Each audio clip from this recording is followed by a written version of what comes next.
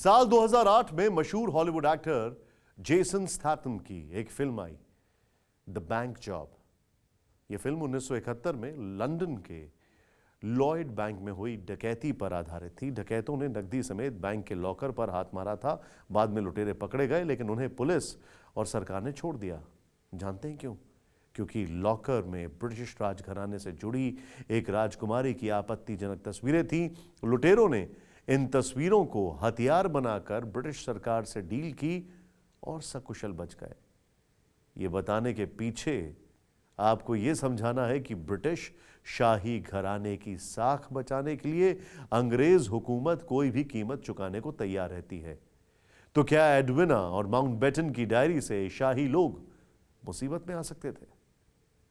देखिए टेलीसीरीज का यह एपिसोड, घराना द क्लेवर क्लैन।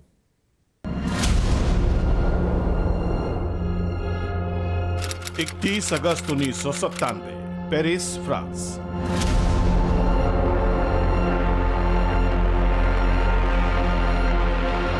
पेरिस की सड़कों पर S class Mercedes Benz W140 हवा से बात करते हुए, सबको पछाड़ते हुए फर्राटा भर रही थी।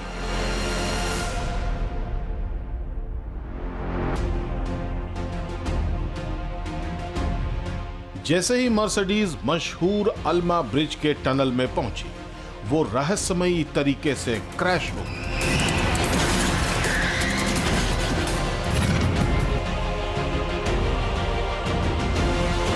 कार के परखच्चे उड़ गए। उस वक्त रात के 12:24 हो रहे थे।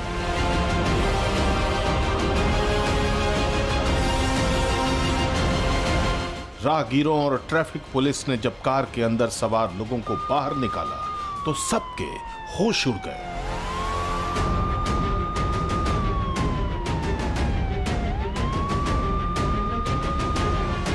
ब्रिटिश राजघराने की पूर्व राजकुमारी और प्रिंस चार्ल्स की पहली बीवी डायना लहूलुहान थी। उनके साथ उनके बॉयफ्रेंड डोडी अल फयाद और ड्राइवर हेनरी पॉल को भी गहरी चोटें आई थी। तीनों अचेत थे।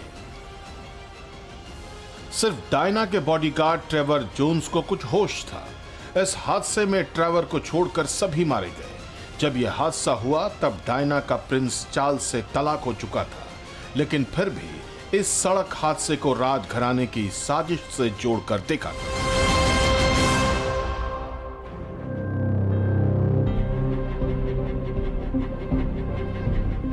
डायना के बॉयफ्रेंड और इजिप्ट के फिल्म प्रोड्यूसर डोडी अल फयाद के खरबपति पिता मोहम्मद अल फयाद ने आरोप लगाया था कि कार क्रैश के पीछे ब्रिटिश खुफिया एजेंसी MI6 का हाथ है, और MI6 को यह करने के लिए प्रिंस चार्ल्स के पिता प्रिंस फिलिप ने हुक्म दिया था।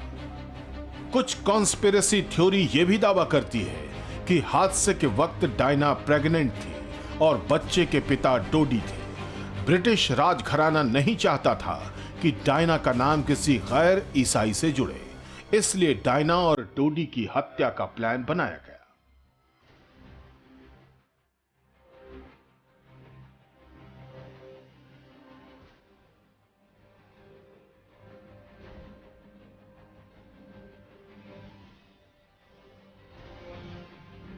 हालांकि ये बातें हकीकत के कितने करीब हैं इस पर विवाद है, लेकिन इसमें कोई विवाद नहीं है कि डायना की तरह ही लुइस माउंटबेटन और एडविना भी शाही ब्रिटिश राजघराने से जुड़े थे।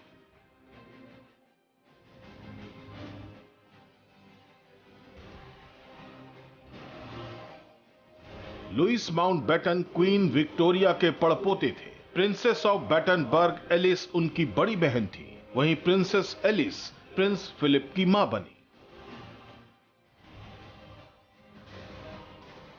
तो क्या ब्रिटिश राजघराने को पता है कि जिस दिन माउंटबेटन की डायरी और एडविना की चिट्ठियां 100% सार्वजनिक हो गई, उस दिन राजघराने पर एक और कलंक चस्पा हो जाएगा।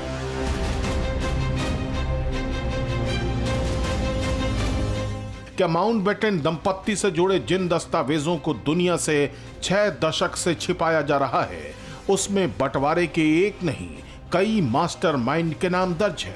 आखिर क्या है उन 0.2% सीक्रेट्स डॉक्यूमेंट्स में जिसे छिपाने के लिए राजघराने ने हर दांव चला है।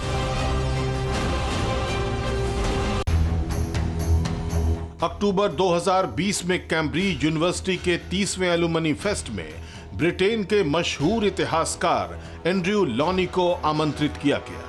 कोरोना की वजह से पूरा प्रोग्राम वर्चुअल रखा गया। लॉनी की किताब Mountbattens their lives and loves market में धूम मचा रही थी। इस किताब में लॉनी ने माउंटबेटन के बारे में जो दावे किए थे वो बेहद सनसनीखेज थे।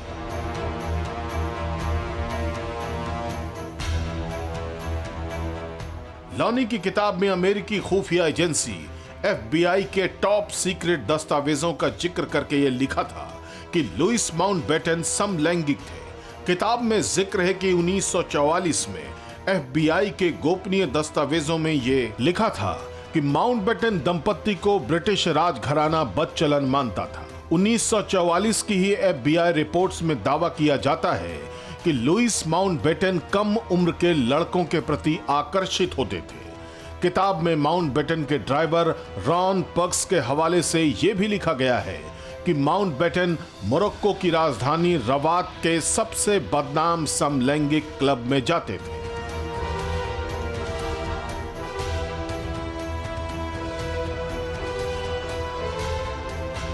ब्रिटेन में 1967 तक समलैंगिक होना अपराध माना जाता था। समलैंगिक व्यक्ति को सेना या नेवी में कोई पद नहीं दिया जाता था। तो क्या एडवीना की चिट्ठी और लुइस माउंटबेटन की डायरी में यही बातें दर्ज है? क्या ब्रिटिश राजघराना इसी बदनामी के डर से चिट्ठी और डायरी के कुछ खास पन्नों को छिपा रहा है?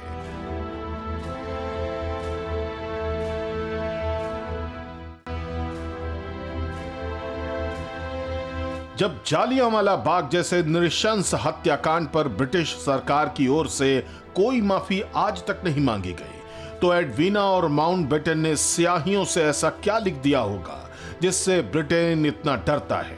वो राज क्या हो सकता है? किसकी बदनामी हो सकती है? किसको फायदा हो सकता है? ये वो सवाल है जिन्हें माउंटबेटन दंपत्ति ने 3 मुल्कों का मुकद्दर बना दिया है।